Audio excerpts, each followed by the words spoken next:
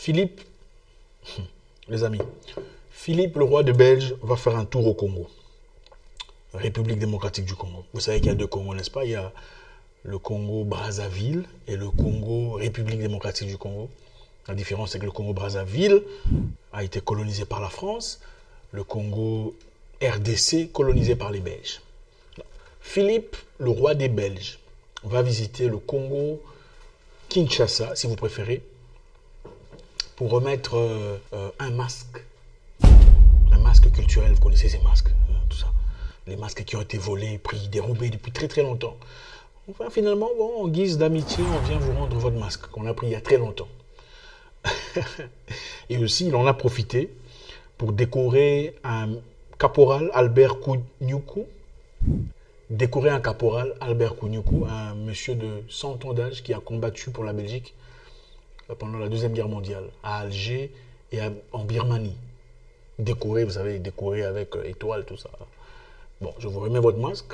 Je viens aussi décorer un vieux monsieur de 100 ans qui a attendu depuis très longtemps cette décoration. Bon, je ne sais pas si la décoration vaut de l'argent, mais voilà. Pour ceux qui ne savent pas, Philippe, en effet, c'est le descendant du sulfureux roi de Belge, Léopold II, qui a commis l'atrocité en République démocratique du Congo à l'époque. C'était un monsieur qui voulait de l'argent. Il voulait gagner beaucoup d'argent et à l'époque, battait son plein l'économie et le business de voitures. On venait après de créer des voitures et on avait besoin des pneus pour les voitures. Et pour la création des pneus, il fallait une matière première qui est le caoutchouc. Et le caoutchouc qu'on trouve en abondance en République démocratique du Congo à l'époque, le Congo belge. En 1885, vous savez, quelque part là-bas en Europe, ils ont décidé de séparer l'Afrique. C'est-à-dire chacun prend sa petite partie. Moi, je prends le Cameroun, l'autre prend le Sénégal, la Guinée, le Togo, le Congo, le Rwanda. Chacun a pris sa partie. Et le roi de Belge a pris le Congo, qui était sa propriété privée. Et là, il a exploité tout ce qu'il avait exploité. L'ivoire, les minéraux. Il voulait aussi le caoutchouc. Et pour ça, on a arrêté beaucoup de Congolais. Ils étaient envoyés au champ pour aller récolter le caoutchouc. Pour chaque Congolais, il y avait un quota journalier de caoutchouc. Au départ, tu emmènes le caoutchouc. Si tu n'atteins pas le quota journalier, on te prend ta femme pour t'encourager à faire mieux. Et après, quand ils ont goûté l'argent, c'était devenu brutal. C'est-à-dire, si tu n'atteins pas le quota journalier de caoutchouc, on te coupe brutalement ta main. Et beaucoup de personnes ont perdu la vie comme ça. On dit plus de 10 millions. Certaines personnes disent beaucoup plus que ça. Plus de la moitié de la population a été tuée, massacrée à cause de ces histoires. Parce que justement, il y avait certaines personnes aussi qui voulaient se rébeller. Et toutes ces personnes, évidemment, il fallait être abattu pour passer un message clair à tout le monde. C'est ça le roi de Belge, Léopold II, dont Philippe est descendant. Et bon, voilà, on a pris beaucoup de choses. On a pris des masques, pris des œuvres d'art, changé la coutume, la culture. Pour finalement revenir et dire, bon voilà, on vous emporte votre masque qu'on a pris il y a très longtemps. Et aussi, on va profiter pour décorer ce monsieur qui a attendu depuis très longtemps. Il a 100 ans d'âge pour vous remercier. Vous savez, ce qui me dérange ici, c'est quoi? C'est le traitement différent des gens dans les mêmes circonstances. Deux poids, deux mesures. Okay? Vous savez, il y a très longtemps, pendant la Deuxième Guerre mondiale, les Allemands ont massacré beaucoup de Juifs. Beaucoup de Juifs ont été tués, ils en ont subi la peine. C'était une triste histoire de sélection, de racisme, une sombre histoire du monde. Beaucoup de Juifs ont été tués. Pour reconnaître ce fait, les Allemands ont quand même fait quelque chose de plus ou moins positif. Ça ne veut pas dire que ça efface l'ardoise de l'histoire, mais le chancelier Conrad a indemnifié moralement et matériellement pour les crimes indécryptibles des Allemands sur les Juifs. Et pour ça, l'Allemagne affirme avoir distribué plus de 77 milliards d'euros à la communauté juive. En compensation ou un peu pour alléger un peu la peine, la perte que vous avez subie, la perte de vos matériels, vos maisons, vos histoires et tout ça. Comme ça, on va essayer un peu d'équilibrer. Bien que ce ne soit pas égal à la peine causée, quand même, c'est une bonne volonté. C'est une façon de dire, bon voilà, on va vous montrer notre volonté, on paye l'argent. Voilà l'argent, essayez de vous d'équilibrer un peu, donner à toutes ces personnes qui ont subi directement l'effet de cette histoire. Regardez encore une fois, aux États-Unis, le gouvernement américain a déjà payé une réparation. En fait, mon problème, c'est quoi? Apparemment, quand il s'agit de nous, il n'y a pas de réparation. Quand c'est les autres, il y a des réparations. Chez nous, il n'y a jamais de réparation. On ne s'excuse pas et on ne répare pas. Les États-Unis ont payé la réparation en 1988. On a versé 1,8 milliard de dollars aux Américains d'origine japonaise. Pourquoi?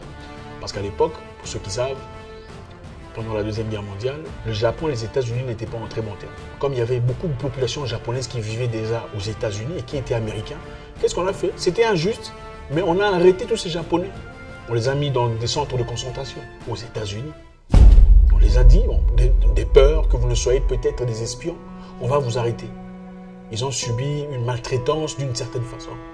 Et pour s'excuser, les Américains ont dit, on demande pardon et on va vous payer de l'argent pour essayer de, vous voyez, un peu équilibrer cette histoire. Ils n'ont pas nécessairement été fouettés, ils n'ont pas nécessairement été tués. C'est pas pour dire que ce qu'ils ont subi était bien. Les Américains, pour la bonne foi, dans la bonne foi, ils ont payé, ils ont donné de l'argent pour subvenir à ce mal. Et aussi, les Amérindiens ont reçu plus d'1 milliard de dollars. Les Amérindiens propriétaires des États-Unis, ils sont les vrais propriétaires. On dit, bon voilà, pour vous avoir pris vos terres, on vous donne 1 milliard de dollars.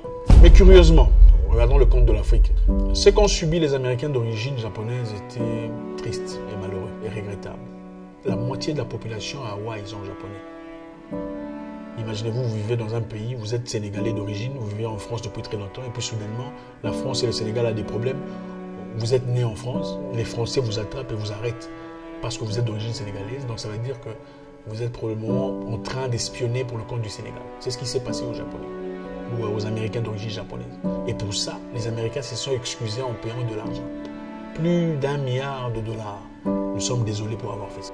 Mais curieusement, aux États-Unis, on était 1665, pendant qu'on luttait contre l'esclavage.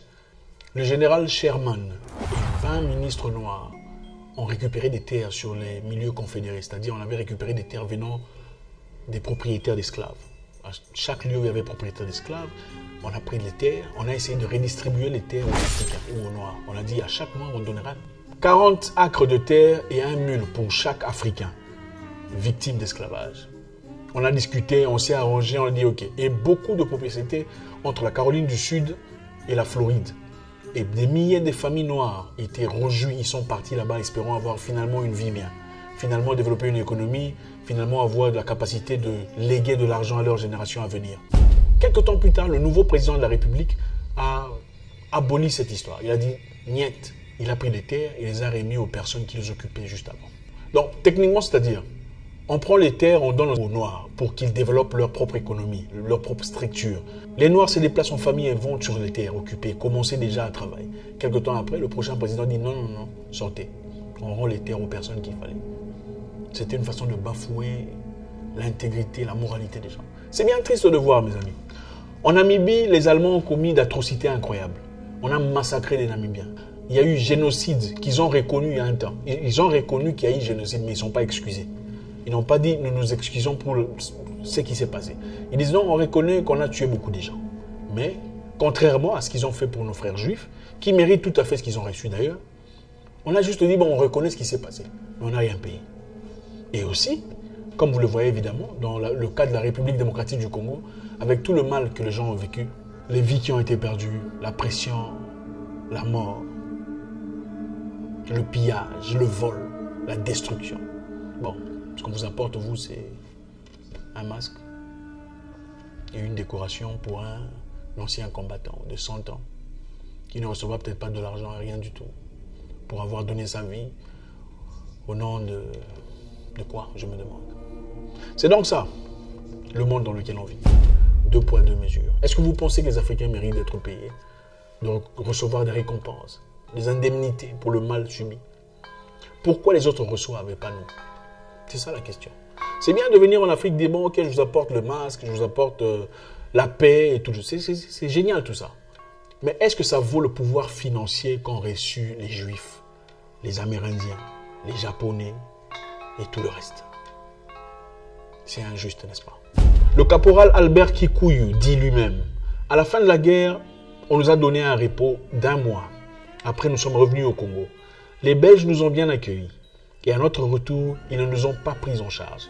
Les autres, c'est-à-dire les Blancs, ont reçu des primes de guerre, mais pas nous, jusqu'à ce jour. C'était plein cet ancien combattant. Je le comprends tout à fait qu'il soit réjoui de recevoir sa médaille. C'est normal. Il a combattu pour ça. Mais est-ce qu'il lui fallait seulement une médaille? Je ne pense pas. Pour finir, je vous rappelle qu'à la fin de l'esclavage, beaucoup de propriétaires d'esclaves avaient réclamé de l'argent pour libérer leurs esclaves. Ils ont dit, si vous voulez abolir l'esclavage, donnez-nous notre argent. L'argent qu'on a investi dans l'esclavage. L'argent qu'on a investi à faire travailler ces personnes, entre parenthèses. Ensuite, on va libérer les esclaves. Vous savez ce qui s'est passé? Beaucoup ont été payés. Donc, on leur a payé l'argent pour libérer les esclaves. Pendant que ceux qui ont subi l'esclavage n'ont rien reçu. Merci.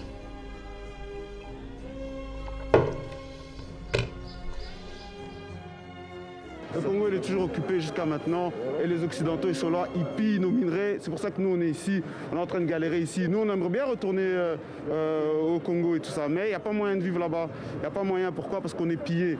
On est pillé. On est indépendant, c'est juste un mot, mais il n'y a pas d'indépendance, tout le monde le sait.